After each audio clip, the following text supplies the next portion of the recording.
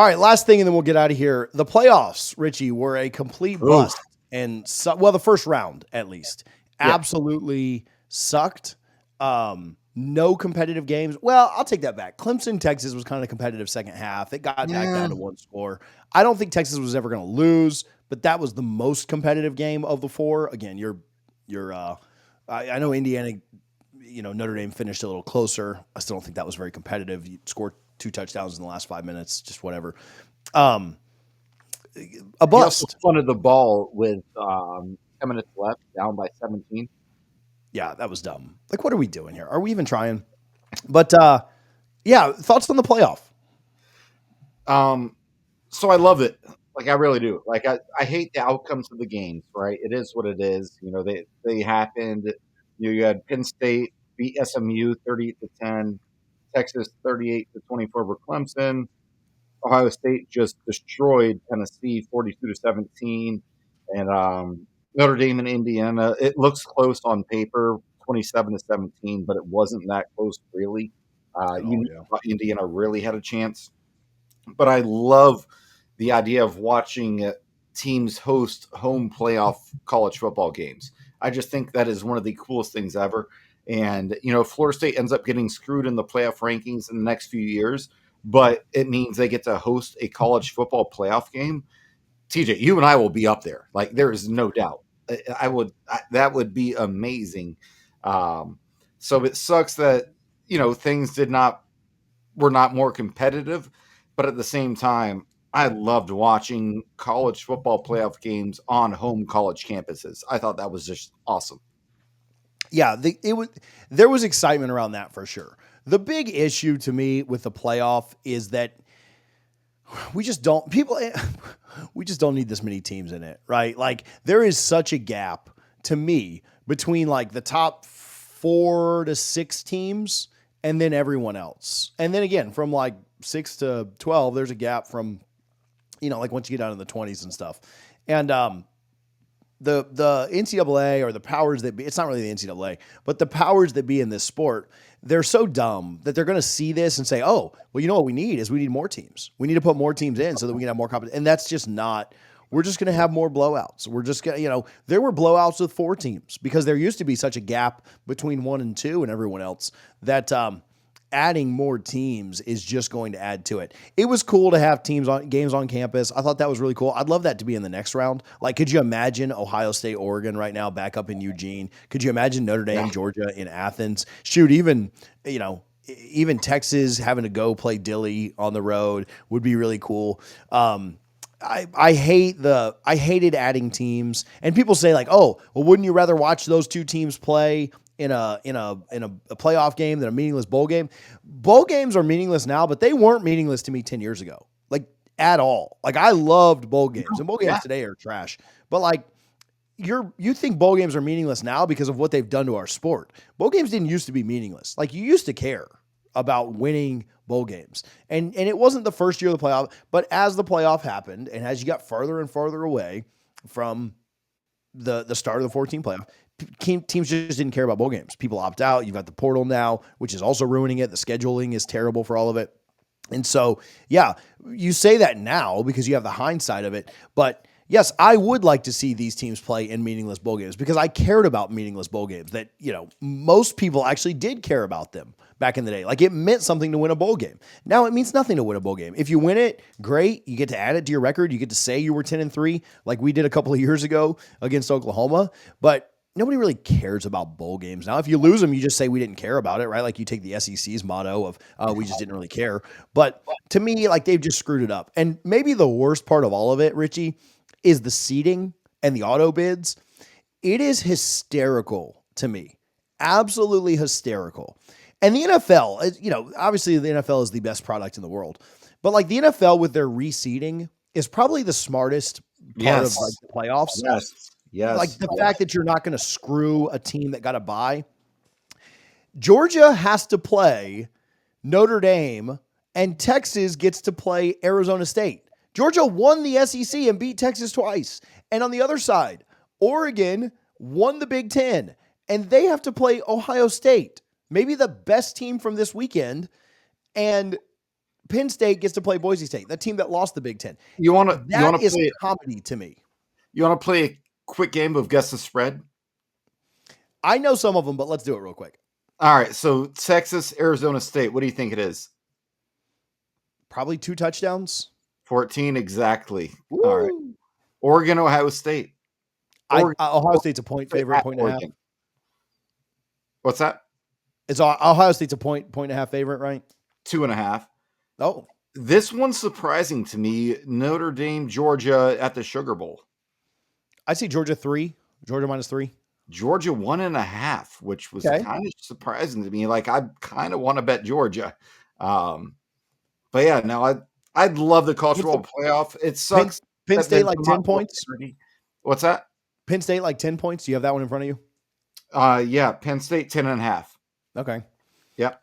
Isn't it crazy though that the losers of those games now have much easier games than the other two? Yeah. No, like, would it surprise you at all if Ohio State and Notre Dame won those games? Like, not at all. No, like, Notre Dame's a 1.5 point dog. Like, yeah. But it would shock you if Boise State or Arizona State won. Yeah. That'd be, I mean, I like Dilly. I hope they pull the upset, right? Like, it'd be great for trolling the SEC. But, like, I'd be shocked if, and so, I don't know. It's just so stupid to me. The format's stupid. The number of teams is stupid. The seeding is stupid. Like, literally all of it is stupid. And I do think we're going to get 2 classic games. I think Georgia, Notre Dame will be a classic. I think Ohio State, Oregon might be the best game of the entire playoffs. Yeah. And then we'll get good semifinals and finals. But we added all these other games.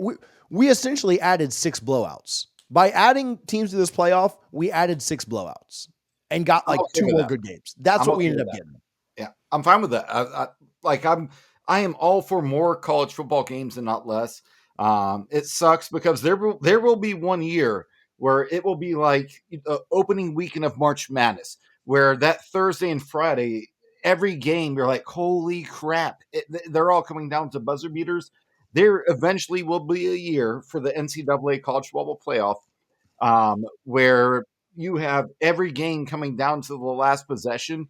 And everyone will immediately change their minds and say, oh, man, we needed to have this 12-team playoff much sooner. Let's expand it to 16. Like, I truly believe that will happen within the next 2 to 3 years. So, yes, we will eventually get good games. I'll agree with you on that. I think what they're going to end up doing is they're going to end up screwing all these small teams, right? Like, they're going to start putting the Bamas and, the Miamis and, I mean, Miami Notre Dame would have been a much better game. Did Miami deserve to be in over Notre Dame? Not at all. But I think Miami would have been more competitive with Notre Dame. I don't think there's any question about that. They just scored more than 3 points through the first 55 minutes, right? I'm not saying Miami wins. And I think Alabama Penn State would have been more competitive too. Like, those would have been better games. And you probably could have found a more competitive game than Clemson playing, who was number 16 going into this thing.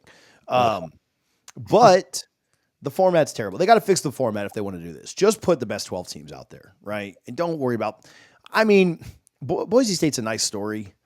Arizona State's a nice story. The fact that those are 3 and 4 seeds is stupid. Like, let's not. No, 100%. What planet do you live on? Arizona State is not the best team in the country. Say what?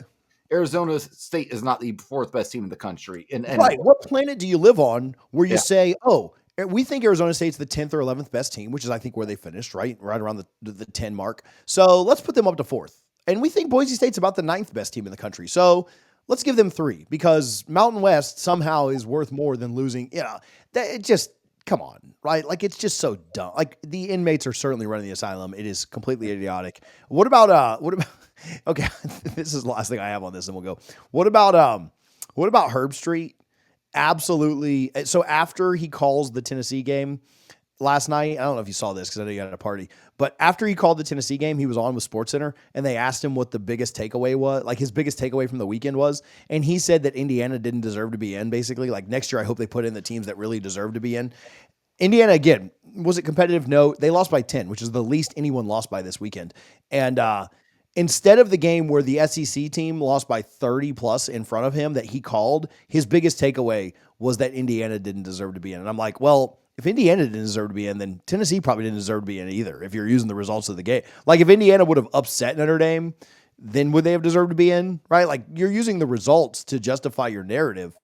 And you just called a game where a team lost by 30 and you're somehow ignoring that. Like, I don't know. I mean, obviously FSU fans have hated him for the last year plus, but it is just so like toe the company line and do their bidding. Because I don't know how you call a game where a team is non-competitive, loses by 30 plus, and then you blame a team that lost by 10 24 hours earlier.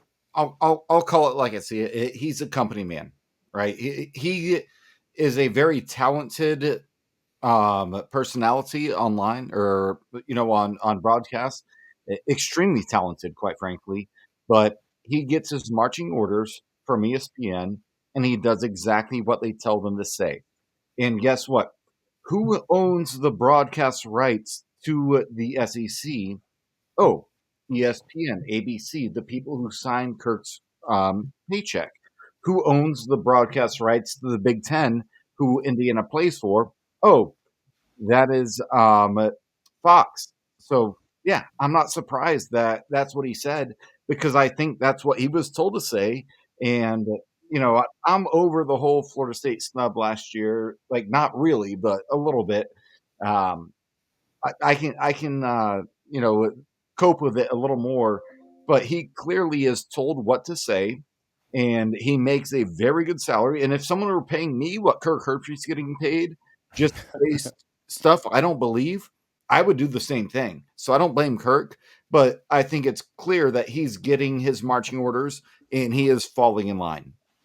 It was funny because after Linda Cohn asked him that at Sports Center, she said, "Thank you for saying that. That's a very good point. Thank you for saying it." Almost like it was like, "Yeah, we told you what to say. You said it, and then now we're saying thank you for saying, not thank you for saying we need world peace, or thank you for saying that like No. this war over here in this country needs to end, or we need to stop racism, or all these other bad things that are in the world. Thank you for saying that, Kirk. Like that needed to be, it was so comical how scripted all of this crap Yeah. is. So